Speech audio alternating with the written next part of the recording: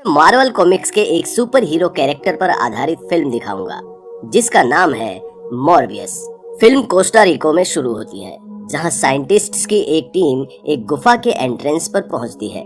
Doctor Michael Morbius team को गुफा के एंट्रेंस पर एक पिंजरा सेट करने को कहता है। फिर माइकल मॉर्बियस आगे बढ़ता है और अपनी हथेली काट देता है ताकि गुफा के अंदर चमगादड़ों को लुभा सके, जिसके कारण मॉर्बियस के खून की गंध सूंघकर चमगादड़ों का झुंड बाहर की तरफ उड़ने लगता है। टीम के बाकी लोग हेलीकॉप्टर की तरफ पीछे हट जाते हैं, लेकिन मॉर्बियस वहीं खड़ा रहता है। फिर ये सीन यहीं कट हो जाता है और कहानी चली जाती है 25 साल पहले फ्लैशबैक में, जहां ग्रीस में यंग माइकल मॉर्बियस दिखाया जाता है, जहां डॉक्टर एमिल निकोलस लूसियन का परिचय माइकल मॉर्बियस से करवाते हैं। उन दोनों को एक रेयर ब्लड डिजीज है और डॉक्टर उनकी देखभाल करने के लिए जिम्मेदार है। वे पहली बार बात करते हैं। मॉर्बियस तुरंत उनको माइलो के नाम से बुलाता है क्योंकि ये लूसियन से पहले वाले बच्चे का नाम था। थोड़ी देर बात करने के बाद माइलो की मशीन अचानक खराब हो जाती है और वो बेहोश हो जाता है। मॉर्बियस अपने पेन की स्प्रिंग से मशीन को ठीक करता है और माइलो को होश आ जाता है।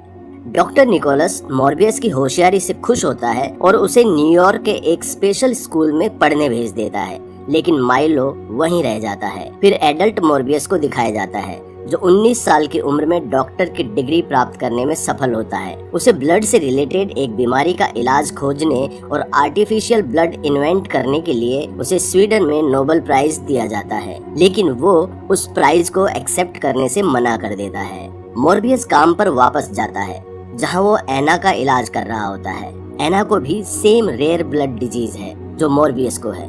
अस्पताल में मॉर्बियस अपनी गर्लफ्रेंड डॉक्टर मार्टिन बैंक्रॉफ्ट के साथ काम करता है, जिसे पता चल गया है कि मॉर्बियस गुफा से बैट्स को ले आया है जिन्हें उसने अपनी लेबोरेटरी में रखा हुआ है।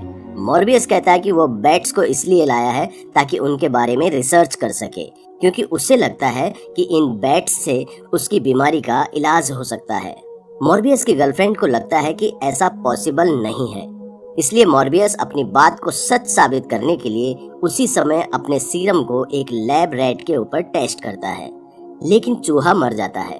उसी समय एना, जो मॉर्बियस की पेशेंट है, उसकी तबीयत खराब हो जाती है।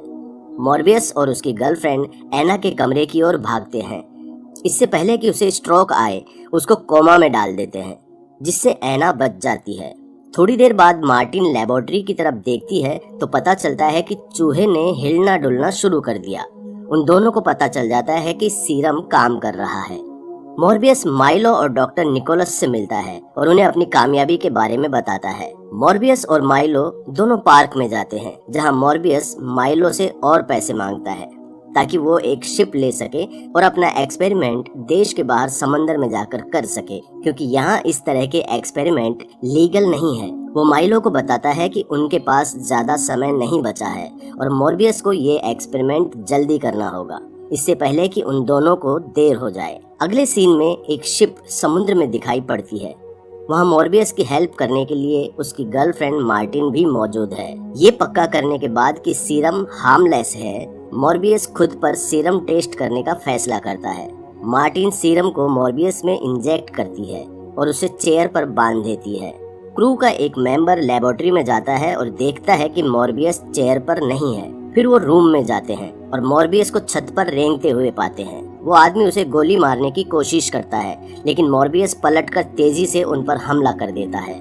शिप के बाकी सोल्जर्स भी लैब में आ जाते हैं। उनमें से एक मार्टिन को नीचे गिरा देता है, जिससे वो बेहोश हो जाती है।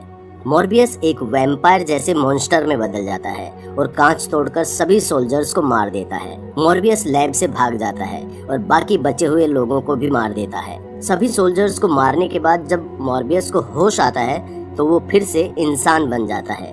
मॉर्बियस देखता है कि उसकी बॉडी ट्रांसफॉर्म हो गई है और वो ज्यादा ताकतवर बन गया है। फिर वो कंट्रोल रूम में जाता है और सीसीटीवी फुटेज में देखता है कि उसने कैसे लोगों पर हमला किया और उनका कैसे खून पिया। मॉर्बियस एक इमरजेंसी सिग्नल भेजता है और अपने साथ कुछ सीरम लेकर समंदर में कूद जाता है। अगले दिन एफबीआई एजेंट साइमन स्ट्राउड और रॉड्रिग्स शिप पर जांच के लिए आते हैं। वे मार्टिन को अभी भी जीवित पाते हैं। मॉर्बियस ने सीसीटीवी फुटेज डिलीट कर दी है। इसी बीच निकोलस और माइलो को टीवी न्यूज से इस एक्सीडेंट का पता चलता है। मॉर्बियस अपने हॉस्पिटल लौटता है और तुरंत अपनी लैब में जाता है। जहां वो आर्टिफिशियल ब्लड को पीता है जिसको उसने इन्वेंट किया था। आर्टिफिशियल ब्लड पीकर मॉर्बियस अपनी प्यास बुझाता है। मॉर्बियस जो ठीक से चल भी नहीं पाता था, अब उसके पास सुपर स्पीड और ताकत है। मॉर्बियस बैट्स वाले टैंक में जाता है। वहाँ सारे बैट्स उसे अपना लीडर मानते हैं। बाद में पता चलता है कि आर्टिफिशियल ब्लड से मॉर्बियस सिर्फ 6 घंटों के लिए ठीक रह सकता है। मॉर्बियस फिर से वैम्पायर बनने वाला था, पर उसी वक्त माइलो आ जाता है और मॉर्बियस को आर्टिफिशियल ब्लड देकर नॉर्मल होने में मदद करता है। माइलो देखता है कि मॉर्बियस अब पूरी तरह से ठीक हो गया है। वो चाहता है कि मॉर्बियस उसकी बॉडी में भी सीरम इंजेक्ट कर दे, लेकिन मॉर्बियस मना कर देता है क्योंकि ये सीरम अभी ठीक से काम नहीं कर रहा और इंसान को वैम्पायर में बदल देता है और बेकाबू बना देता है। जब माइलो जिद करता है तो मॉर्बियस उसे लैब से निकाल देता है। FBI एजेंट मार्टिन से शिप वाले इंसिडेंट के बारे में क्वेश्चंस पूछते हैं, लेकिन वो जवाब देने से मना कर देती है। उसी शाम एक वैम्पायर नर्स पर हमला करता है। मॉर्बियस को बाद में पता चलता है कि एक नर्स को मार दिया गया है, जिससे उसको पता चलता है कि ये काम उसने नहीं किया। जैसे ही वो जाने लगता है, FBI एजेंट आ जाते हैं और उससे शिप के एक्सपेरिमेंट के बारे में पूछते हैं। FBI एजेंट उसे गिरफ्तार करने की कोशिश करते हैं, लेकिन मॉर्बियस लड़ता है और उन पर हमला कर देता है और हॉस्पिटल की छत पर चढ़कर भागने की कोशिश करता है, लेकिन FBI एजेंट उसे पकड़ लेते हैं और उसे जेल में ले जाते हैं। स्ट्राउड और रॉड्रिक्स उससे पूछताछ करते हैं और उस पर नर्स को मारने का आरोप लगाते हैं। मॉर्बियस धीरे धीरे वैम्पायर बनने लगता है। वो एजेंटों से आर्टिफिशियल ब्लड लाने की रिक्वेस्ट करता है, लेकिन वे उनको आर्टिफिशियल ब्लड दिए बिना ही चले जाते हैं। जल्द ही माइलो उससे मिलने आता है, जो उसको जाने से पहले आर्टिफिशियल ब्लड का पैक देता है। जाते समय माइलो अपनी छड़ी को अपने साथ ले जाना भूल जाता है और मॉर्बियस को पता चलता है कि माइलो ने ही सीरम चुरा के खुद पर यूज किया है, जिसका मतलब यह है कि वो वही है जिसने नर्स को मारा था। मॉर्बियस वैम्पायर में बदलकर जेल से भाग निकलता है और अपने सबसे अच्छे दोस्त माइलो का पीछा करने की कोशिश करता है। इसी बीच माइलो भी एक वैम्पायर बन जाता है और एक आदमी को मार देता है।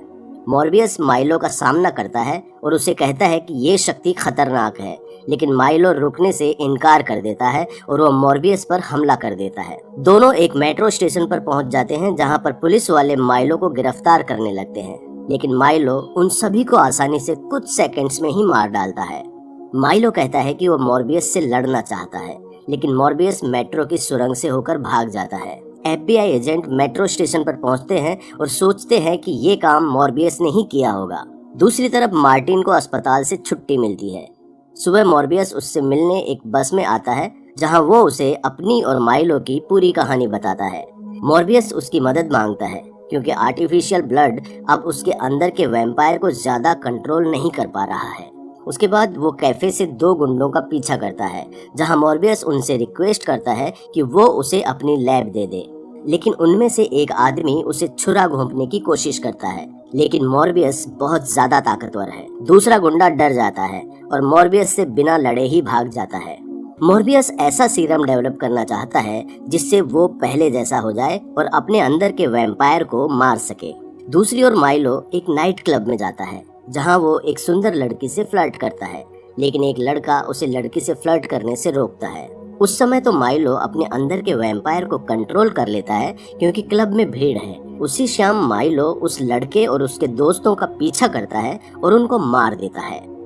उसी समय FBI एजेंट और पुलिस वाले मार्टिन के घर में घुस जाते हैं, लेकिन वहां उन्हें कोई नहीं मिलता। पता चलता है कि मार्टिन मॉर्बियस की नई लैब में उनके साथ काम कर रही है, जहां वो दोनों किस करते हैं और माइलो उन्हें दूर से देख रहा होता है। अगले दिन FBI एजेंट क्लब में जाते हैं और उनको CCTV फुटेज में दिख जाता है कि माइलो ही ये सब कर रहा है, ना कि मॉर्बियस। डॉक्टर निकोलस न्यूज पर ये सब देख लेते हैं और माइलो से बात करते हैं, लेकिन माइलो अपनी शक्ति से निकोलस को डराता है और कहता है कि डॉक्टर निकोलस ने हमेशा मॉर्बियस को उसका फेवरेट बच्चा माना है, बजाय माइलो के। माइलो डॉक्टर पर हमला करता है, जिससे वो गंभीर रूप से घायल हो जाते हैं।